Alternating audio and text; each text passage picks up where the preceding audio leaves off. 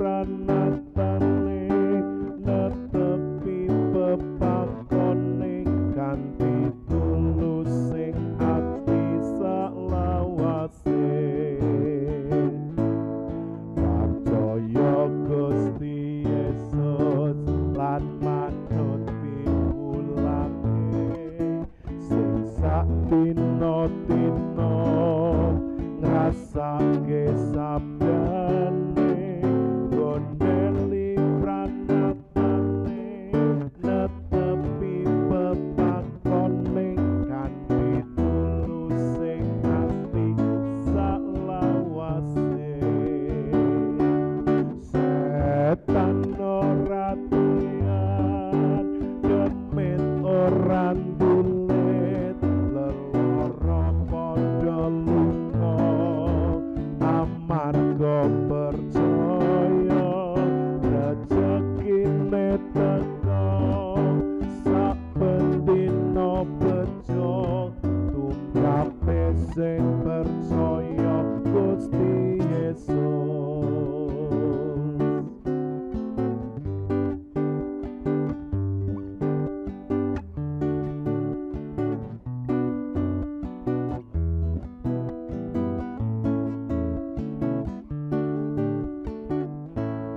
Percaya Gusti Yesus lan manut piwulange sing sadina ngrasake sabdane gondeli pranatane netepi pepakone kanthi tulus sing ati salawase setan ora doyan demit ora ndulet leloro padha lunga amarga percaya rezekine teka saben dina bejo tumrape sing percaya Gusti Yesus setan ora doyan demit ora ndulit leloro padha lunga amarga percaya rezekine teka saben dina bejo tumrape sing percaya Gusti Yesus tumrape sing percaya Gusti Yesus tumrape sing percaya Gusti Yesus.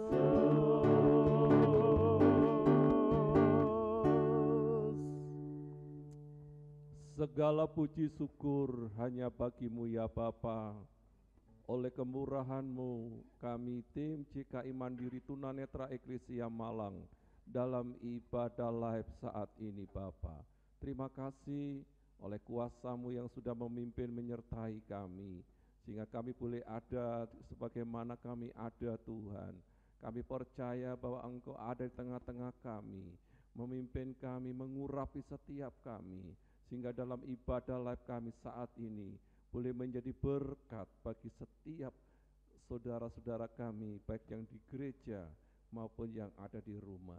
Kami menyerahkan ibadah kami dari permulaan, pertengahan sampai selesainya hanya di dalam nama Allah Bapa, Allah Putra, Allah Roh Kudus, di dalam Tuhan Yesus Kristus.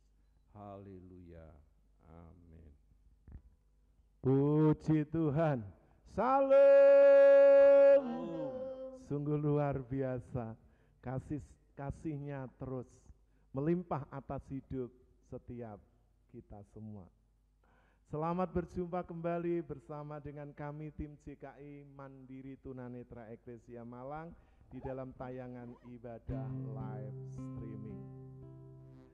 Bapak, Ibu, Saudara, sahabat, rekan para hamba-hamba Tuhan Dimanapun Bapak Ibu Saudara berada, tetap percaya, tetap sehat dan selalu bahagia. Dan biarlah kasih dan anugerahnya terus melimpah atas hidup kita. Bapak Ibu Saudara yang dikasihi oleh Tuhan Yesus Kristus, di dalam hidup ini ada banyak penghalang, ada banyak keterbatasan. Tapi mari dengan iman percaya kita kepada Tuhan Yesus, kita akan menghancurkan penghalang dan keterbatasan. Bapak Ibu Saudara yang ada di rumah juga yang ada di gereja, saya jemput untuk bersama-sama berdiri di hadapan Tuhan. Kita akan pujikan pujian ini. Tuhan, aku percaya. Bapak Ibu, percaya itu bukan hanya sekedar pengaminan akali atau persetujuan pikiran. Tapi percaya itu adalah sebuah penyerahan total kepada pribadi satu-satunya, yaitu Tuhan Yesus Kristus. Apakah Bapak Ibu Saudara percaya?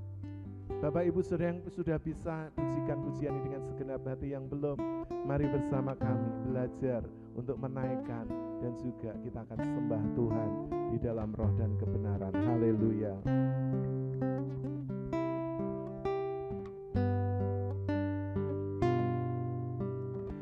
Tuhan, aku percaya di balik guratan kenyataan hidup ini, melintasi padang timbang dan keraguan yang telah melemparkanku ke dunia yang nampak asing.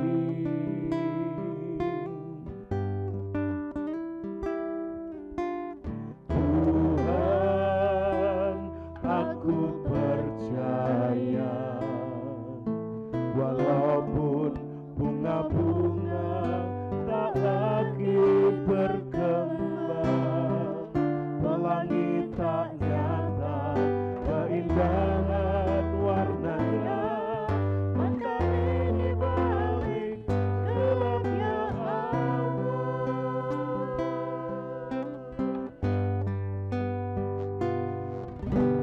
Tuhan, aku percaya di balik guratan kenyataan hidup ini, melintasi padang bimbang dan keraguan yang telah melemparkanku ke dunia yang nampak asing.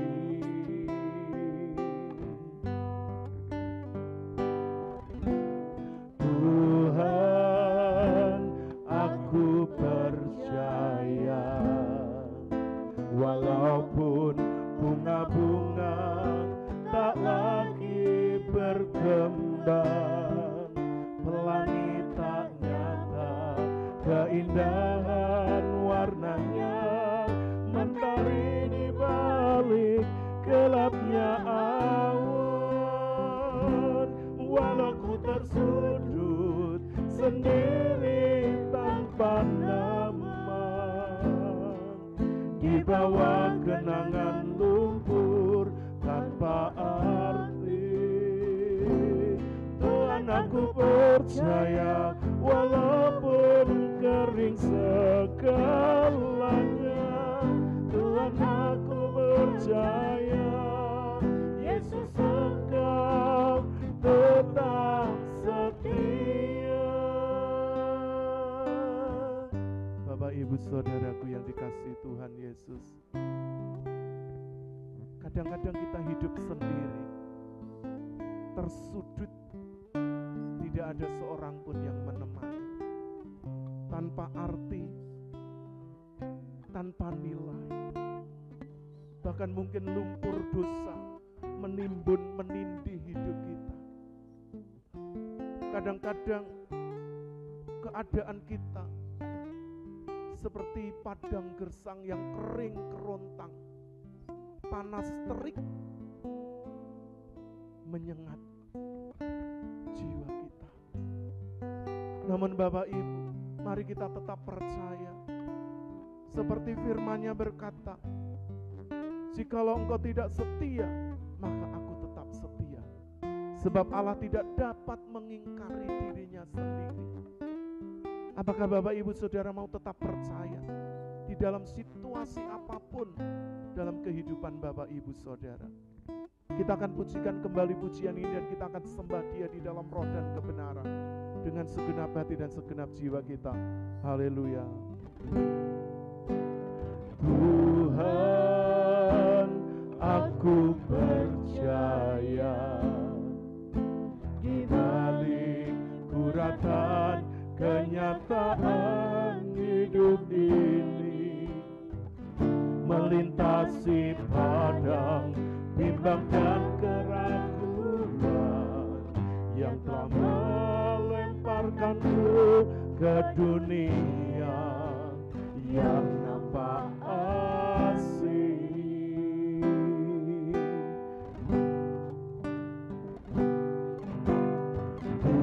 Tuhan, aku percaya walaupun bunga-bunga tak lagi berkembang, pelangi tak nyata keindahan warnanya, mentari di balik gelapnya awan. Walau ku tersudut sendiri tanpa nama, di bawah kenangan lumpur tanpa arti, Tuhan aku percaya walaupun kering segalanya.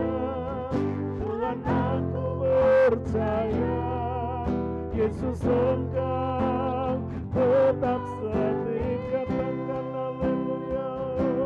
Walau ku tersudut sendiri tanpa nama, di bawah kenangan lumpur tanpa arti, Tuhan aku percaya walaupun kering segalanya. Tuhan aku percaya Yesus engkau tetap segenap hati. Kita akan pujikan kembali. Walau ku tersudut sendiri tanpa nama, di bawah kenangan lumpur tanpa arti, Tuhan aku percaya walaupun kering segalanya. Tuhan aku percaya Yesus engkau tetap setia. Tuhan aku percaya Yesus engkau tetap setia. Tuhan aku percaya Yesus engkau tetap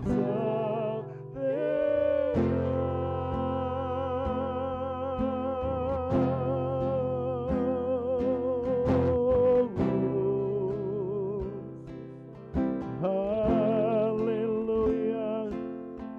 Aku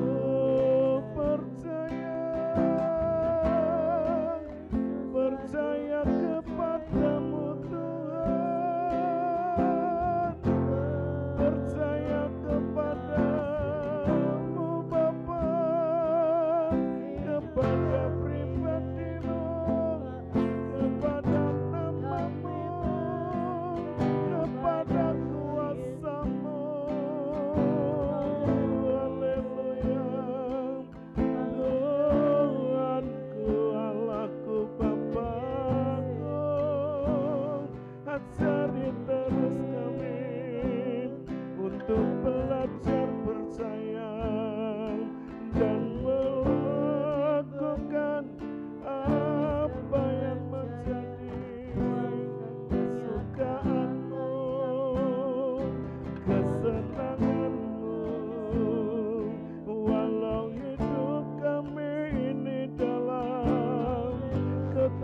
keterbatasan. Haleluya.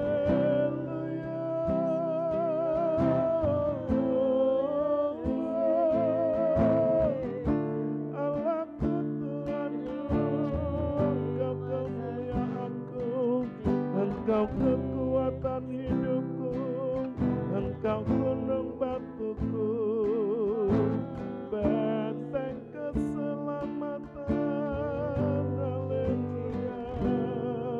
Tak pernah Engkau tinggalkan, ya Allah Abraham, Ishak dan Yakub, Allah Israel, Elohim Yahweh, Allah yang maha tinggi, kekuasaan-Mu tak terbatas di jagat raya, bahkan di surga sampai di bumi kekal selamanya. Oh iya,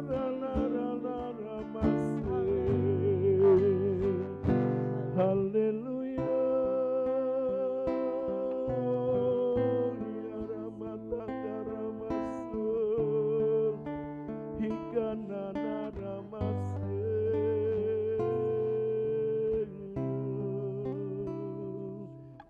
Oh Yesus, haleluya, haleluya, haleluya. Yesus, sungguh kami bersyukur kepadamu Bapa, sebab hanya Engkaulah satu-satunya Allah yang patut dan layak kami sembah. Tiada yang lain di seluruh kolong langit ini, di atas bumi sampai di dalam surga. Hanya Engkau saja Tuhan. Sungguh saat ini kami rindu diberkati oleh kebenaran firman-Mu. Berbicaralah ya Tuhan, melalui hamba-Mu yang terbatas ini. Kiranya urapan kuasa-Mu turun atas hamba-Mu, turun atas kami semua. Bapak, Ibu, Saudara, sahabat, rekan para hamba-hamba Tuhan yang tetap setia mengikuti tayangan ibadah live streaming dari GKI Mana Eklesia Malang. Terpujilah nama-Mu, kami siap diberkati oleh firman Tuhan. Demi nama Tuhan Yesus Kristus, haleluya. Bapak Ibu Saudara yang siap diberkati firman Tuhan, bersama-sama katakan amin. Puji Tuhan, dipersilakan untuk duduk kembali Bapak Ibu. Haleluya, haleluya. Sungguh senang bisa berjumpa kembali dengan Bapak Ibu Saudara, sahabat rekan, para hamba-hamba Tuhan yang tetap setia mengikuti tayangan ibadah live ini, ya. Setelah kita liburan panjang Bapak Ibu ya, yang sudah mudik dan sekarang kembali ke tempat masing-masing, yang sudah berkegiatan bekerja baik di rumah juga di tempat kerja juga di tempat pelayanan. Nah, Bapak Ibu Saudara, ya, tentunya di dalam setiap perjalanan hidup ini tidak sedikit ya penghalang-penghalang, rintangan-rintangan yang ada di depan kita. Tidak sedikit kesulitan ya, kesukaran yang kita hadapi. Bahkan juga keterbatasan ya, baik itu fisik, finansial atau juga yang lain. Karena tidak semuanya yang kita inginkan, kita harapkan bisa berjalan sesuai dengan keinginan kita. Nah, Bapak Ibu Saudara yang dikasihi oleh Tuhan Yesus Kristus, pada pertemuan kita kali ini saya ingin mengajak Bapak Ibu untuk merenungkan kebenaran firman Tuhan tentang menghancurkan penghalang dan keterbatasan. Apa saja penghalang yang keterbatasan di dalam hidup ini? Tentunya banyak sekali. Tapi saya akan membatasi untuk mengajak Bapak Ibu merenungkan satu perikop dari kebenaran firman Tuhan tentang seorang lumpuh yang disembuhkan oleh Tuhan. Kita akan membaca kisah ini yang terdapat di dalam Injil Matius pasal 9 ayat 1 sampai yang ke-8. Dipersilakan. Matius pasal 9 ayat yang pertama sampai yang ke-8. Yang pertama, sesudah itu naiklah Yesus ke dalam perahu lalu menyeberang. Kemudian sampailah ia ke kotanya sendiri. 2. Maka dibawa oranglah kepadanya seorang lumpuh yang terbaring di tempat tidurnya. Ketika Yesus melihat iman mereka, berkatalah ia kepada orang lumpuh itu, "Percayalah, hai anakku, dosamu sudah diampuni." 3. Maka berkatalah beberapa orang ahli Taurat dalam hatinya, ia menghujat Allah. 4. Tetapi Yesus mengetahui pikiran mereka lalu berkata, "Mengapa kamu memikirkan hal-hal yang jahat di dalam hatimu?" 5. Manakah lebih mudah mengatakan, "Dosamu sudah diampuni," atau mengatakan, "Bangunlah dan berjalanlah"? 6. Tetapi supaya kamu tahu bahwa di dunia ini Anak Manusia berkuasa mengampuni dosa. Lalu berkatalah ia kepada orang lumpuh itu, "Bangunlah, angkatlah tempat tidurmu, dan pulanglah ke rumahmu." 7. Dan orang itu pun bangun, lalu pulang. 8. Maka orang banyak yang melihat hal itu takut, lalu memuliakan Allah yang telah memberikan kuasa sedemikian itu kepada manusia. Amin. Puji Tuhan.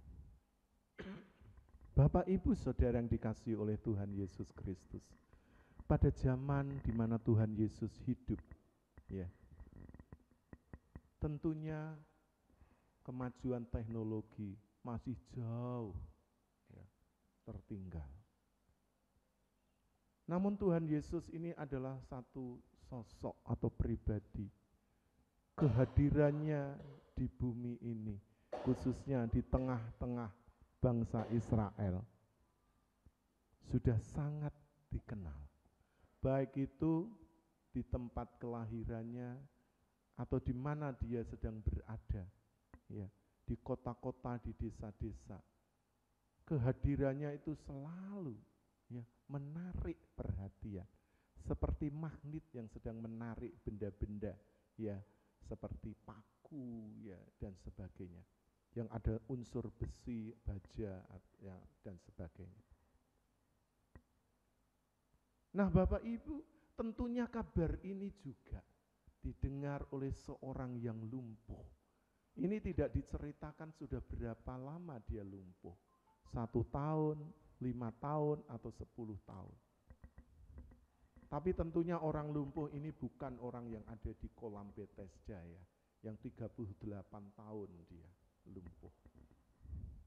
Tapi orang lumpuh ini adalah orang yang tinggal di daerah atau di desa tempat Yesus dibesarkan, yaitu Nazaret. Saya percaya bahwa pada zaman itu memang sudah ada, ya, pengobatan tabib mungkin, ya, atau mungkin berupa obat-obat tradisional, herbal, dan sebagainya. Saya percaya bahwa orang lumpuh ini dan keluarganya sudah mengupayakan dengan begitu rupa supaya dia bisa segera sehat dan dapat berjalan kembali. Namun ternyata harapan itu, ya, tidak sesuai dengan, ya, keinginan, ya, baik dari si lumpuh dan juga keluarganya. Nah, karena zaman itu, ya, seorang nabi, ya, atau seorang rabi atau guru atau seorang tabib itu sangat, ya, dihormati dan dihargai, ya. Apalagi Tuhan Yesus, sosok pribadi yang lain, yang berbeda dengan, ya, orang-orang yang disebut golongan ahli Taurat, para imam, orang-orang Farisi, para tabib, ya. Tuhan Yesus ini berbeda karena setiap kali dia melayani, dia memakai kuasa dari tempat yang maha tinggi. Sebab dia adalah Allah yang menjelma menjadi manusia. Dia adalah Tuhan, ya, yang menciptakan langit dan bumi. Dan firman Tuhan mengatakan, ya, segala sesuatu ada karena Dia. Karena Dialah segala sesuatu diciptakan. Jadi Bapak Ibu, saya percaya bahwa nama Yesus ini sudah menggema ya di seantero negeri Israel, khususnya di daerah tempat kelahirannya. Walaupun pada akhirnya nanti orang-orang yang ada di tanah kelahirannya atau di sanak keluarga tetangganya menolak keberadaan Yesus sebagai seorang Mesias, sebagai seorang juru selamat. Karena mereka mengenal pribadi Tuhan Yesus hanyalah anak seorang tukang kayu, yaitu Bapak Yusuf. Nah, saya percaya ketika Tuhan Yesus sudah sampai dan menyeberang dan tiba di daerah Nazaret, banyak orang sudah menunggu, termasuk ya orang lumpuh ini dan keluarganya. Namun karena begitu besarnya antusiasme atau ya kerinduan dari orang-orang yang mau datang kepada Yesus, mereka datang tidak hanya untuk mendengar pengajarannya, tapi juga mereka datang untuk mendapat pertolongannya. Atau mereka rindu untuk mendapatkan mujizat kesembuhan, termasuk orang lumpuh ini.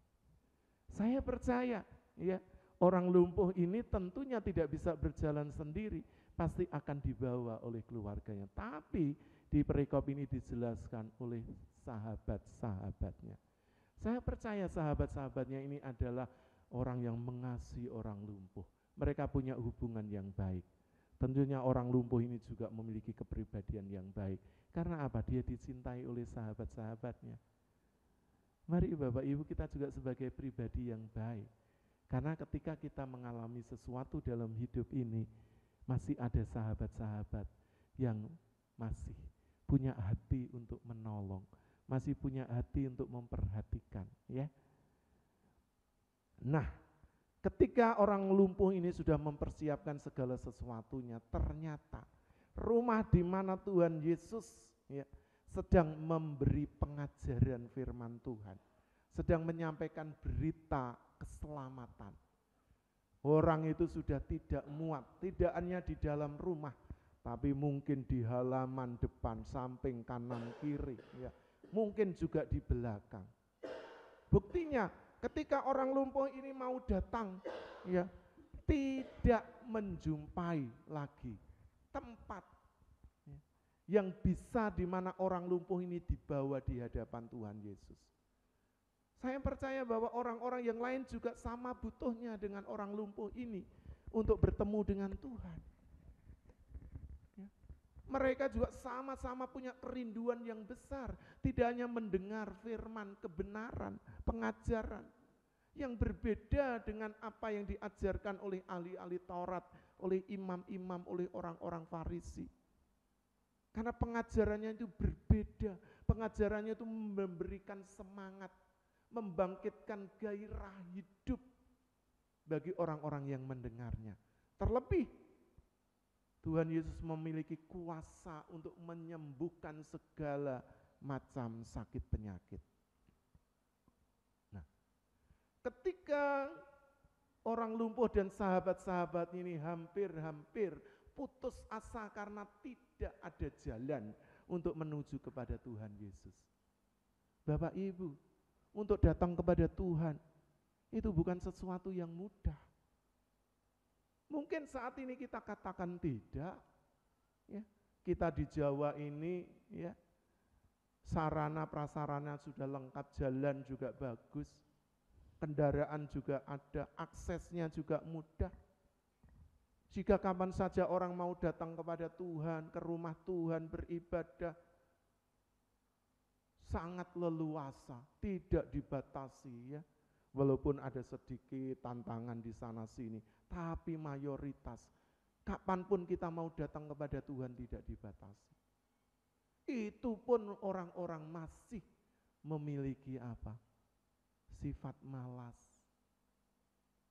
ya enggan, ya dingin untuk datang kepada Tuhan.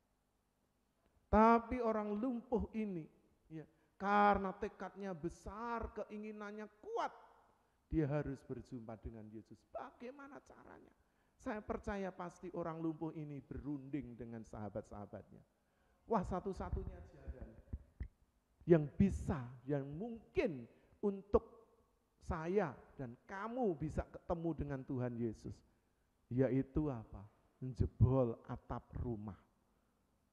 Bapak Ibu, jebol atap rumah ini kan perlu ya, perjuangan, perlu kerjasama, perlu tekad yang kuat. Karena apa? Mereka harus mengangkat ya, tempat tidur bersama orang lumpuh ini ke atas. Lalu setelah itu mereka juga bekerja keras untuk membongkar rumah. Apakah mereka tidak berpikir itu rumah orang, dibongkar pasti dirusak?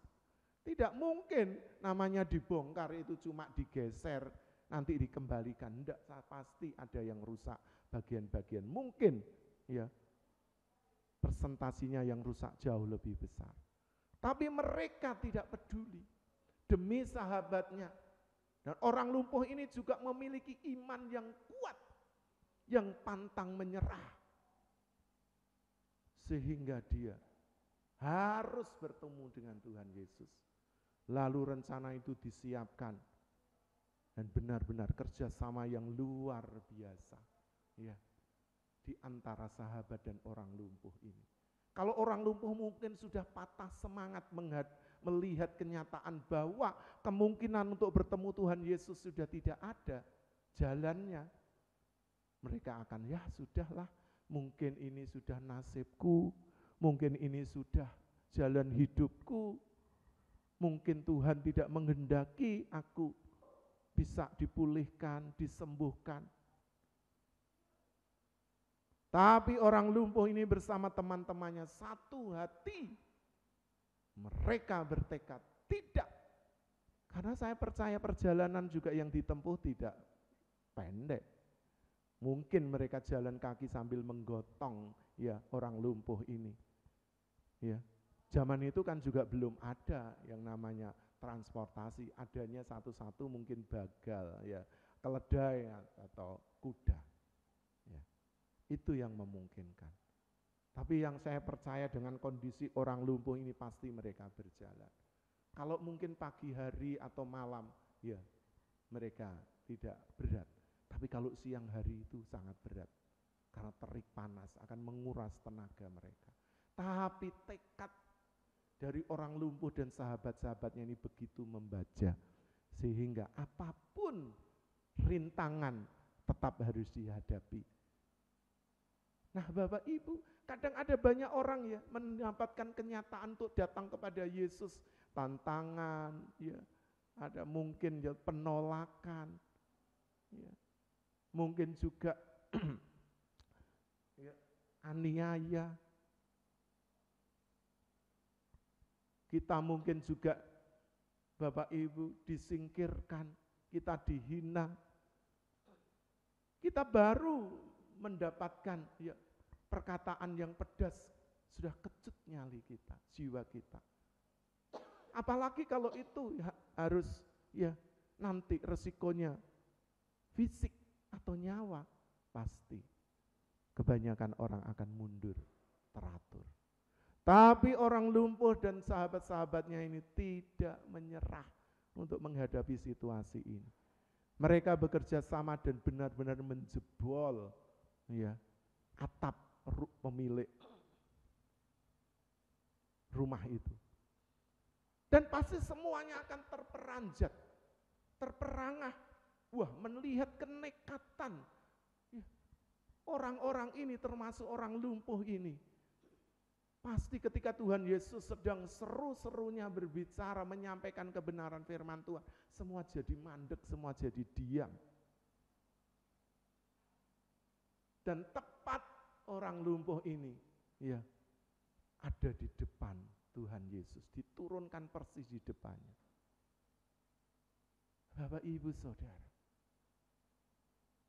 ketika halangan itu ada di depan kita, ketika keterbatasan itu ya adalah sebuah kenyataan yang ada di dalam diri kita. Apakah kita juga akan kembali untuk tidak meneruskan, untuk bertemu dengan Tuhan.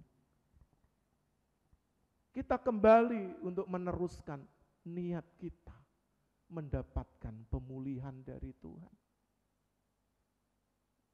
Ada banyak orang yang baru mengalami hal kecil dan sepele, sudah undur, sudah lari dari kenyataan. Tapi orang lumpuh ini tidak. Karena melihat iman yang besar dari orang lumpuh ini, kita baca ayat yang kedua.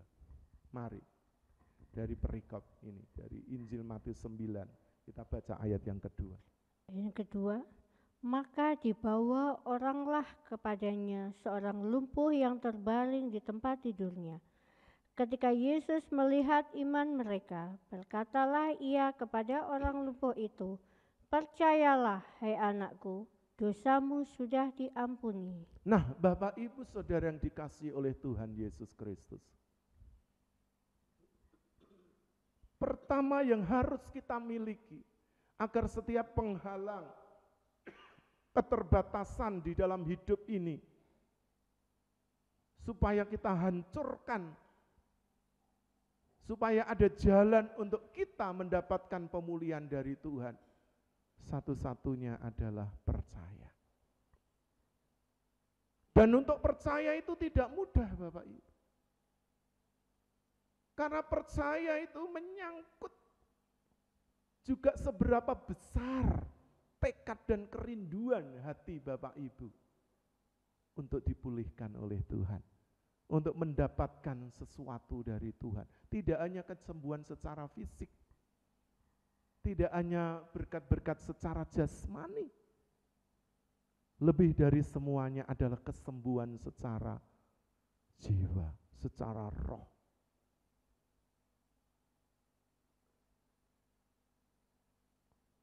Ketika Tuhan Yesus melihat iman dari orang-orang,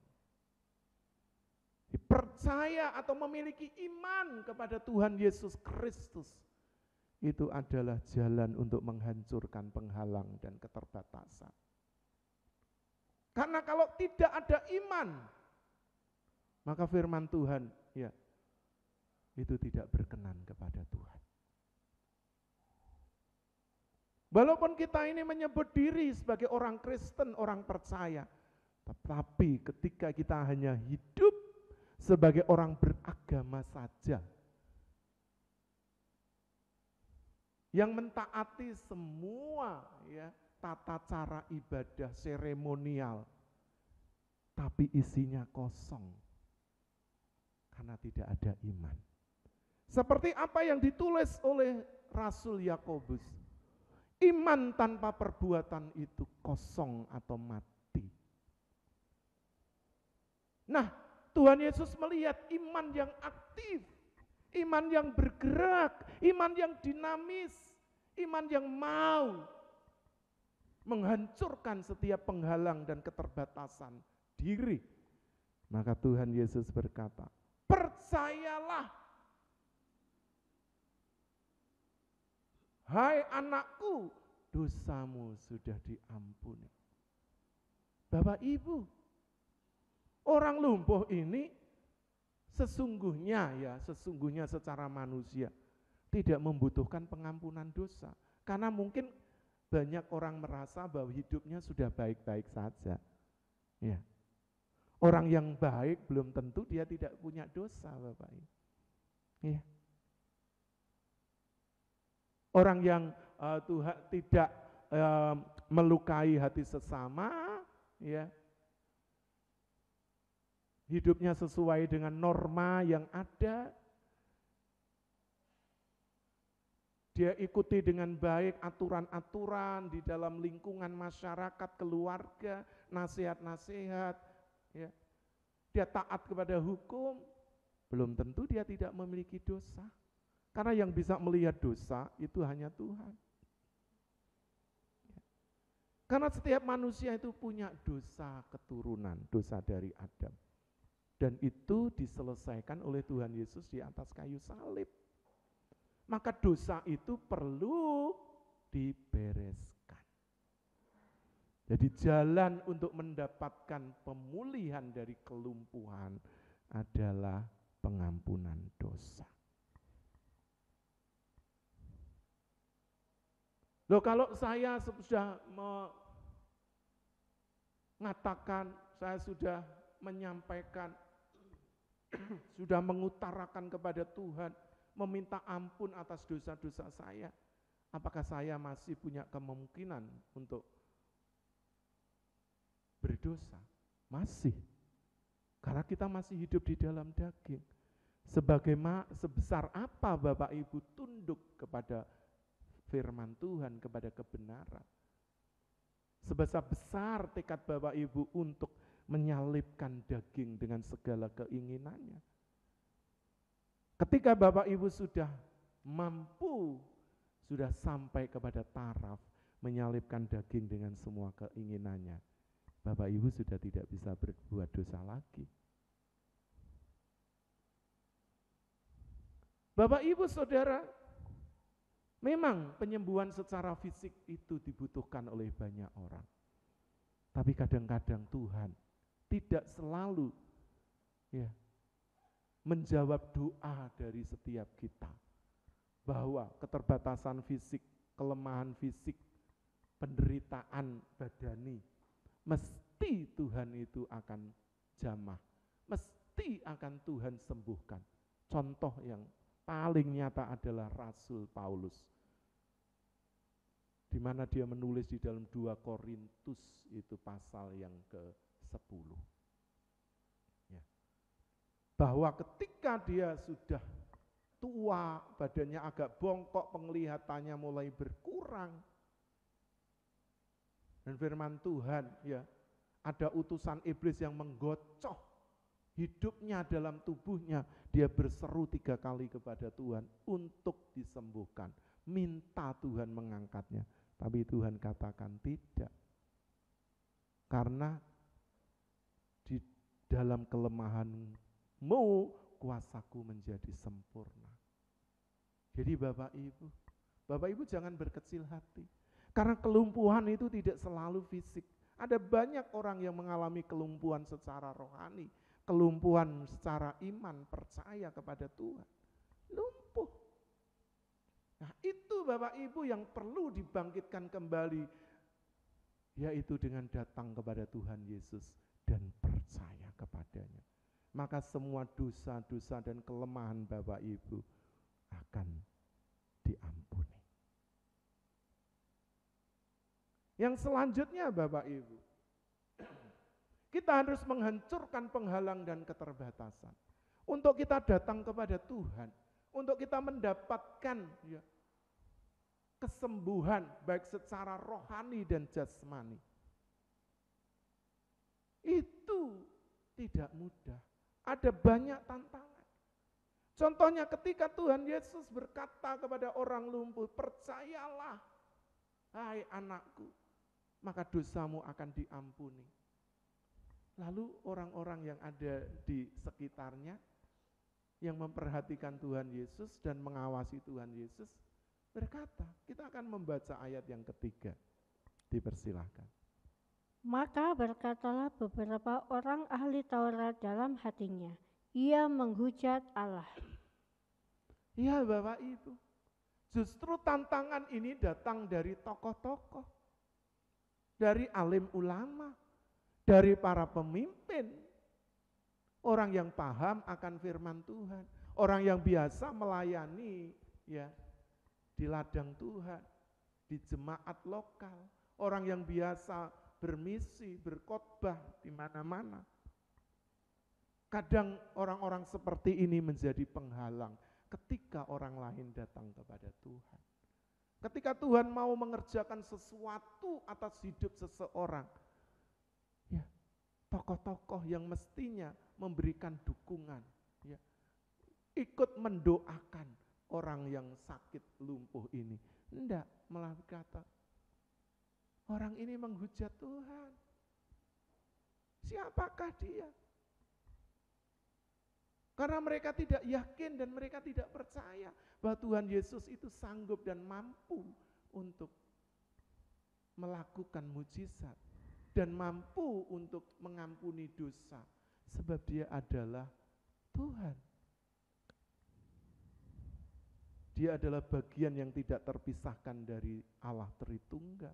Dia adalah Sang Firman yang hidup, yang menjadikan dari yang tidak ada menjadi ada. Berulang kali dia katakan kepada orang-orang yang lumpuh, wanita pezinah, orang-orang yang sakit, kerasukan setan. Tuhan selalu mengatakan, percayalah, dosamu sudah diampuni, jangan berbuat dosa lagi. Karena memang salah satu penyebab dari sakit penyakit adalah dosa. Saya bilang salah satu, tidak seluruhnya. Berarti kalau ada orang sakit, orang seperti saya, kami, penyandang disabilitas netra ini mesti karena dosa. Ya, salah satunya juga penyebabnya karena itu. Tapi juga karena virus, karena kuasa gelap, atau juga karena kesalahan diri sendiri karena tidak menjaga tubuh ini dengan baik. Jadi Bapak Ibu, kita mesti menghancurkan penghalang dan keterbatasan. Baik itu yang datang dari diri kita sendiri atau dari orang-orang sekitar kita. Karena ada banyak orang-orang yang tidak senang ketika kita datang kepada Tuhan Yesus dan kita mendapat jamahan, mendapat pertolongan, mendapat lawatan, mendapat pemulihan dan mujizat. Banyak orang tidak suka. Tetapi ketika kita tetap percaya, maka hal itu akan terjadi atas hidup kita. Lalu apa yang Tuhan katakan? Kita baca ayat yang keempat. Tetapi Yesus mengetahui pikiran mereka, lalu berkata, "Mengapa kamu memikirkan hal-hal yang jahat di dalam hatimu?" Tuhan Yesus berkata kepada ahli-ahli Taurat. Tuhan itu mengetahui loh Bapak Ibu, isi hati. Apa yang terkandung di dalam batin kita. Apa yang tersimpan di dalamnya. Tuhan itu tahu persis. Oleh karena itu Bapak Ibu, jangan pernah kita ini menyimpan kesalahan, menyimpan masalah, menyimpan dosa di dalam hati kita. Sebab Tuhan itu tahu dan itu akan dinyatakan. Seperti Tuhan Yesus berkata bahwa apa yang masuk ke dalam tidak menajiskan orang, tapi apa yang keluar dari hati itulah yang menajiskan orang. Jadi Bapak Ibu, ketika kita percaya kepada Tuhan Yesus, itu berarti kita juga membersihkan hati kita ini. Bukan dengan kekuatan kita, tapi oleh kuasanya, oleh rohnya, oleh darahnya, oleh firman-Nya, perkataannya. Hidup kita dibersihkan. Sehingga kita tidak memiliki kepahitan, dendam, dengki seperti ahli Taurat, orang-orang Farisi dan juga imam-imam. Karena salah satu penyaliban Tuhan Yesus disebabkan oleh kedengkian yang ada di dalam hati orang-orang Yahudi. Nah Bapak Ibu Saudara, kita juga harus menghancurkan yang selanjutnya. Halangan dan keterbatasan, yaitu rasa dengki, iri, kebencian, kepahitan yang ada di dalam hati kita. Itu dosa. Dan itu akan menghalangi kuasa Tuhan bekerja atas hidup setiap kita. Oleh karena itu, mari Bapak Ibu, ketika kita mau datang kepada Tuhan, bukalah hati seluas-luasnya. Jangan ada lagi iri, benci, dengki, kepahitan, dosa-dosa yang kita simpan. Tapi kita terbuka supaya Tuhan mengangkat dan menyucikannya. Karena itu sebagai penghalang untuk kita mendapatkan pertolongan dan pemulihan dari Tuhan. Yang selanjutnya, kita akan baca ayat yang kelima, 6. Ya. Kelima, manakah lebih mudah mengatakan dosamu sudah diampuni atau mengatakan bangunlah dan berjalanlah? 6. Tetapi supaya kamu tahu bahwa di dunia ini Anak Manusia berkuasa mengampuni dosa. Lalu berkatalah ia kepada orang lumpuh itu, bangunlah, angkatlah tempat tidurmu, dan pulanglah ke rumahmu. Puji Tuhan. Bapak Ibu, bagi manusia memang itu tidak mungkin untuk mengampuni dosa. Tapi Tuhan itu adalah Tuhan pencipta langit dan bumi. Dia yang punya hak istimewa yang tidak dimiliki oleh siapapun di dunia ini. Sekalipun dia raja, sekalipun dia penguasa, hanya Tuhan yang mampu mengampuni dosa. Karena itu sebetulnya adalah sindiran. Tuhan mengatakan, mana yang lebih mudah untuk mengatakan dosamu sudah diampuni? Ya. Kamu harus tahu bahwa di dunia ini Anak Manusia, yaitu Tuhan Yesus, Dialah Tuhan pencipta langit dan bumi, itu punya hak istimewa yang tidak dimiliki oleh siapapun, dan Dia sanggup dan mampu mengampuni dosa manusia. Dan untuk menyatakan itu semua, maka Tuhan Yesus berkata kepada orang lumpuh ini, sekarang angkatlah tilammu dan berjalanlah. Ketika mendengar ini, reaksi yang muncul di dalam hati pikiran orang lumpuh ini menjadi satu, dan dia percaya, dia belajar untuk menguatkan hatinya. Lalu dia mulai belajar untuk mungkin orang yang lumpuh sekarang mau bangkit. Itu tidak mudah, itu perlu waktu. Tapi saya percaya kuasa Tuhan mengerjakan ini, menggerakkan otot-otot kaki, tangan, tubuh orang lumpuh ini. Sehingga dia mulai bisa menggerakkan kakinya, tubuhnya, tangannya. Mungkin dia duduk dulu, lalu dia mulai berjongkok, lalu dia mulai berdiri pelan-pelan, sampai akhirnya dia bisa berjalan dan benar-benar mengangkat tilam. Bapak Ibu, iman itu perlu dibuktikan. Makanya Bapak Ibu, setiap penghalang keterbatasan itu harus dihancurkan dengan pembuktian iman kita. Sebab iman itu tindakan, iman itu perbuatan, iman itu saya tadi mengatakan bukan hanya pengaminan akali dan persetujuan pikiran semata-mata. Karena pikiran dan akal kita itu belum tentu connect dengan hati kita. Belum tentu connect dengan Tuhan, belum tentu satu dengan keinginan Tuhan. Tapi ketika iman itu sudah satu dengan keinginan Tuhan yang ada di dalam hati kita, maka pikiran dan akal kita akan mengikuti dan tubuh ini akan digerakkan. Maka orang lumpuh ini membuktikan. Jadi Bapak Ibu, penghalang dan juga keterbatasan di dalam diri setiap kita masing-masing itu harus dihancurkan dengan tindakan iman. Kalau enggak bisa. Kita akan baca bagian yang akhir, ayat 7, 8, dan 9. 7 dan 8, dipersilakan. Ayat yang ke-7, dan orang itu pun bangun, lalu pulang.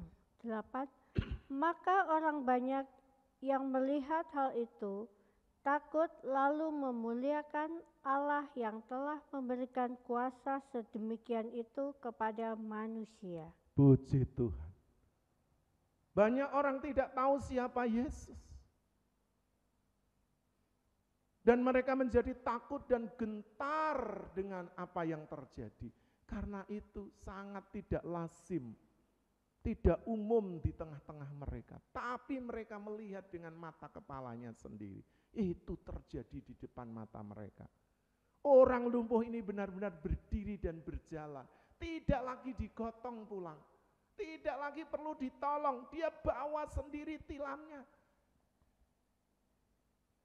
Tentunya dia bersyukur, berterima kasih kepada Tuhan dan kepada sahabat-sahabatnya yang sudah menolongnya. Saya percaya karena dia orang baik, tidak mungkin habis ditolong lalu dia itu lari. Ya, berjalan begitu saja, itu orang yang tidak tahu membalas budi, orang yang tidak bisa berterima kasih. Ya. Orang baik itu orang yang tahu membalas budi, tapi orang yang jahat itu selalu merusak hubungan baik, karena dia tidak tahu budi. Jadi Bapak Ibu, saya percaya orang lumpuh yang sudah berdiri berjalan mengangkat tilam, ya, dia berjalan dengan penuh kebanggaan. Dia berjalan dengan penuh ucapan syukur. Apa yang Tuhan sudah katakan dan dia percaya itu benar-benar terjadi. Sehingga orang itu menjadi ketakutan. Ini tidak mungkin kuasa manusia. Ini tidak mungkin datang dari manusia atau dari kuasa gelap. Ini tentunya datang dari langit, datang dari sorga, dari Allah. Ya. Yang telah menjadikan langit dan bumi dan menciptakan semuanya menjadi ada. Jadi Bapak Ibu Saudara, mari kita menghancurkan ya, setiap penghalang dan juga keterbatasan dalam hidup ini. Yang pertama, kita hancurkan dengan percaya dan beriman kepada Tuhan. Ya. Yang kedua, mari kita hancurkan ya penghalang dan rintangan itu. Ya. Dari hati yang masih dipenuhi dengan dendam, iri dan benci, kita minta Tuhan untuk membersihkan hidup kita. Maka hidup kita ini akan berkenan kepada Tuhan. Karena banyak orang tidak senang dengan apa yang terjadi atas hidup setiap kita. Yang ketiga, kita harus menghancurkan penghalang dan juga keterbatasan kita. Kita nyatakan, ya, iman itu bukan hanya sekedar persetujuan, ya, pikiran atau pengaminan akali, tapi iman itu sebuah tindakan nyata, pembuktian ya, dari apa yang kita percaya, maka kita ini bertindak. Jadi Bapak Ibu Saudara, ketika Bapak Ibu Saudara sudah bangkit dari kelumpuhan hidup, ya, baik itu secara fisik atau secara rohani, mungkin Bapak Ibu sekarang sedang mengalami kelumpuhan karena masalah-masalah dalam rumah tangga, hubungan suami istri, anak-anak kita. Mungkin Bapak Ibu sedang mengalami kelumpuhan karena usaha pekerjaan Bapak Ibu sedang mengalami masalah besar setelah pasca pandemi yang berkepanjangan. Mungkin Bapak Ibu, kesehatan Bapak Ibu memiliki masalah, ya, memiliki kelumpuhan baik fisik, tidak hanya lumpuh badannya, tapi juga lumpuh semangatnya, tekadnya. Oleh karena itu, ayo Bapak Ibu bangkit bersama-sama. Apakah Bapak Ibu mau? Jangan mau dikendalikan oleh situasi. Jangan Bapak Ibu mau dikendalikan oleh kenyataan yang kita lihat. Tapi biarlah hidup kita semata-mata dikendalikan oleh Roh Kudus, dikendalikan oleh firman Tuhan. Sehingga kesulitan apapun akan membawa kita tetap maju untuk menghancurkan setiap penghalang dan keterbatasan. Dengan percaya, beriman artinya bertindak. Dengan kita tidak mendengar ya tantangan dari orang-orang di sekitar kita. Karena kita memiliki hati yang bersih di hadapan Tuhan. Dan kita nyatakan iman itu dengan tindakan yang nyata. Ya, bukan hanya pengaminan akali dan persetujuan pikiran kita. Kiranya Tuhan Yesus memberkati Bapak Ibu Saudara semua. Saya jemput Bapak Ibu untuk kembali berdiri di hadapan Tuhan. Kita akan pujikan pujian ini. Ya.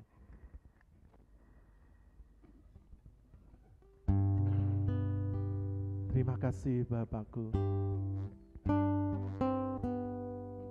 Maka setelah kita dipulihkan, mari kita belajar untuk mencintai Tuhan, mengasihi Tuhan dengan segenap jiwa hati. Haleluya. Haleluya Tuhan, terima kasih. Tak selamanya mentari bersinar, tak selamanya dunia berputar, namun kasih-Mu tetap selamanya. selamanya. Janji-Mu Tuhan tak pernah berubah.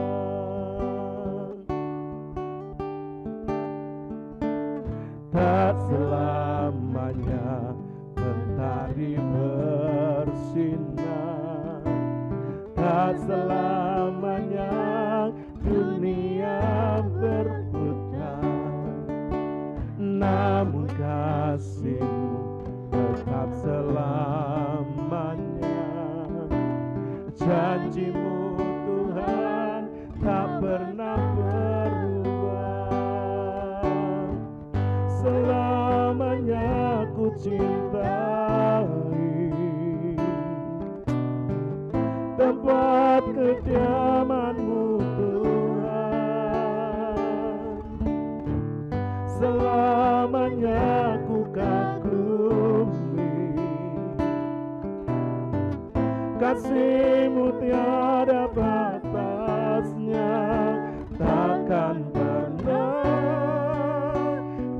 Ku ingkari kasih-Mu, selalu ada untukku. Katakan selamanya ku cintai, haleluya. Selamanya ku cintai tempat kediaman-Mu Tuhan. Selamanya ku kagumi kasih-Mu tiada batasnya. Takkan pernah Ku ingkari kasih-Mu, selalu ada untukku. Haleluya. Takkan pernah ku ingkari, haleluya. Takkan pernah ku ingkari kasih-Mu, selalu ada. Takkan kasih-Mu, selalu ada. Kasih-Mu, kasih-Mu selalu ada.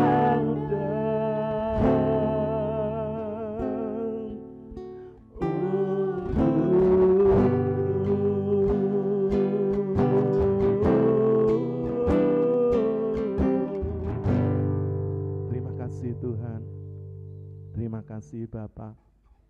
Mari Bapak Ibu, kita akan sejenak untuk kita akan masuk di dalam doa syafaat.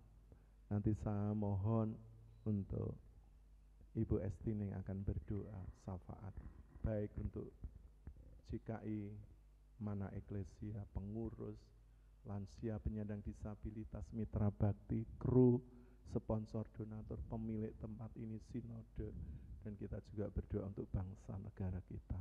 Haleluya. Bapa di dalam kerajaan surga, kami mengucap syukur untuk kasih setia-Mu ya Bapa. Penyertaan-Mu nyata atas kami Tuhan. Kasih dan kuasa-Mu tetap sama dulu, sekarang, dan sampai selama-lamanya Tuhan. Kami mengucap syukur, kami bangga mempunyai Allah seperti Engkau ya Bapa.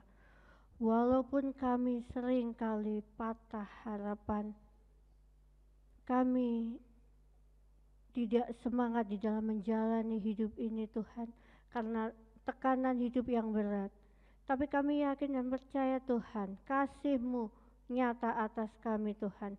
Kau nyatakan kuasa-Mu bagi kami ya Bapa, sehingga kami boleh percaya akan kuasa-Mu dulu, sekarang, sampai selama-lamanya tidak akan berubah Tuhan.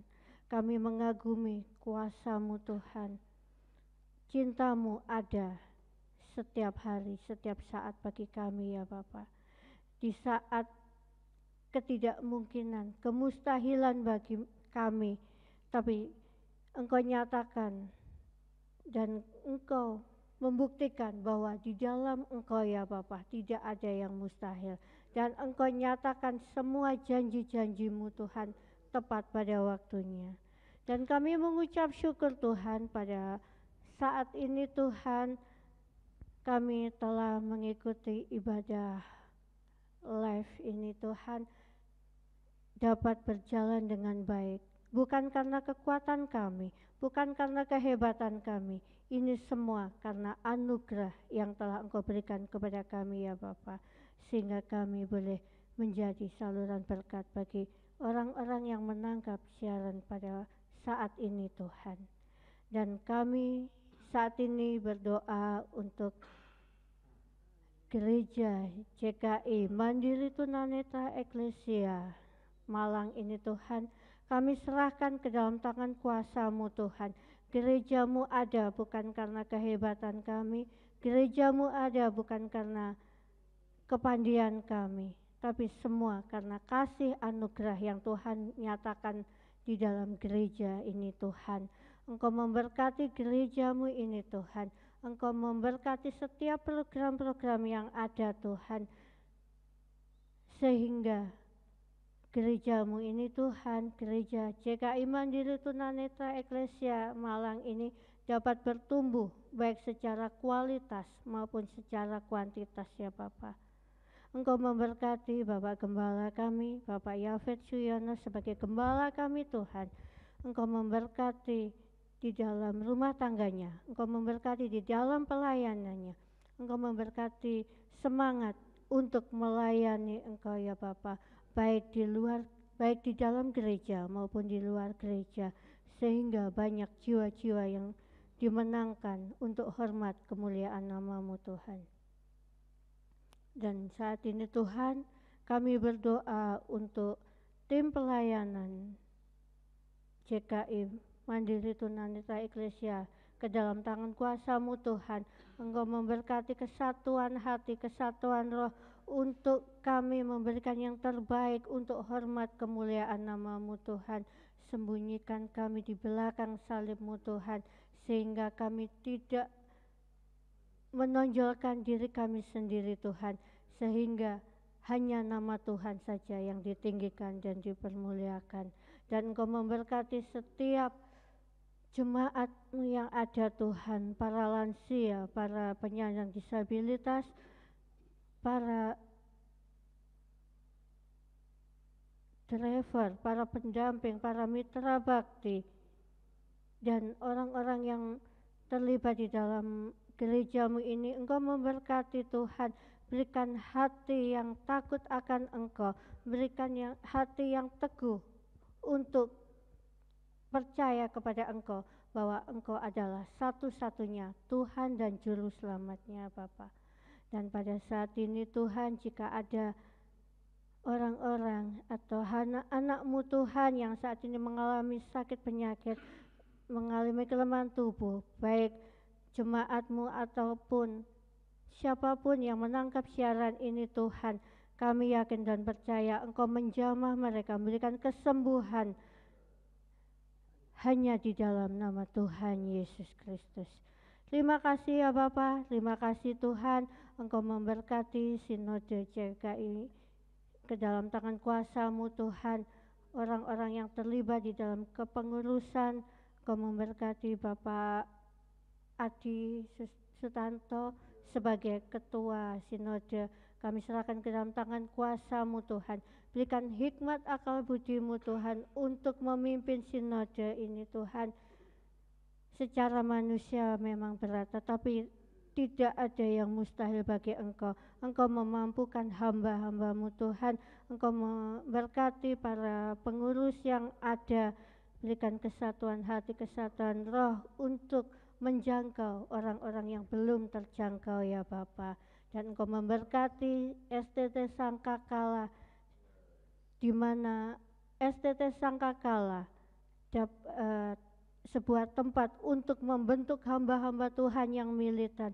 Engkau memberkati perkembangannya, Engkau memberkati setiap program yang ada Tuhan, sehingga STT Sangkakala boleh menjadi saluran berkat bagi hormat kemuliaan nama-Mu Tuhan, dan menjangkau jiwa-jiwa yang lapar dan haus akan kebenaran firman-Mu Tuhan, dan hamba-hamba-Mu boleh siap dipanggil dan diutus kemanapun Engkau mengutusnya Tuhan. Terima kasih ya Bapa, terima kasih ya Yesus, Engkau memberkati setiap anak-anak-Mu tanpa terkecuali, dan Engkau memberkati juga bangsa kami, negara Indonesia ini ya Bapa, yang saat ini situasi yang sangat memanas di dalam mempersiapkan untuk pemilihan umum Tuhan. Engkau memberkati setiap keamanan yang ada Tuhan, jauhkan dari hal-hal yang tidak Kau kehendaki ya Bapa. Engkau jauhkan dari perpecahan, Engkau menjauhkan dari pertikaian-pertikaian yang ada ya Bapa, sehingga kesatuan NKRI tetap terjaga ya Bapa. Engkau memberkati Bapak Presiden kami sebagai kepala negara Indonesia ini. Engkau memberkati ya Bapa, dan Engkau memberkati pemerintahan di pusat, Engkau memberkati pemerintahan di provinsi, Engkau memberkati pemerintahan di kabupaten, Engkau memberkati pemerintahan di kecamatan, desa, RT, RW, dan tanpa terkecuali Engkau memberkati semuanya ya Bapa, sehingga mereka boleh bekerja sesuai dengan amanat rakyat yang ada, dan kesatuan NKRI tetap terjaga ya Tuhan. Terima kasih ya Bapa, terima kasih Engkau memberkati juga kota Malang ini Tuhan, kota kami tercinta ini. Engkau memberkati kesejahteraan, Engkau memberkati keamanan, Engkau memberkati setiap masyarakat yang ada ya Bapa, sehingga kesejahteraan di kota ini tetap terjaga ya Tuhan. Terima kasih ya Bapa, terima kasih Yesus. Dan tak lupa saat ini Tuhan, kami memberkati para donatur yang telah membantu di dalam pelayanan di JKI Mana Eklesia ini. Kami serahkan ke dalam tangan kuasa-Mu Tuhan. Siapapun mereka Tuhan, Engkau memberkati pribadi lepas pribadi ya Bapa. Engkau memberkati pekerjaannya, Engkau memberkati pelayanannya, dan apapun yang dikerjakan biarlah untuk hormat kemuliaan nama-Mu. Terpujilah nama-Mu Tuhan. Inilah doa-doa kami yang jauh dari sempurna, dan kami yakin dan percaya Engkau sudah mendengar setiap doa kami, dan Engkau akan menjawab sesuai dengan waktu-Mu Tuhan. Terpujilah nama-Mu Tuhan. Hanya di dalam nama Tuhan Yesus Kristus kami berdoa. Haleluya. Mari Bapak Ibu Saudara, kita angkat-angkat tangan kita di hadapan Tuhan.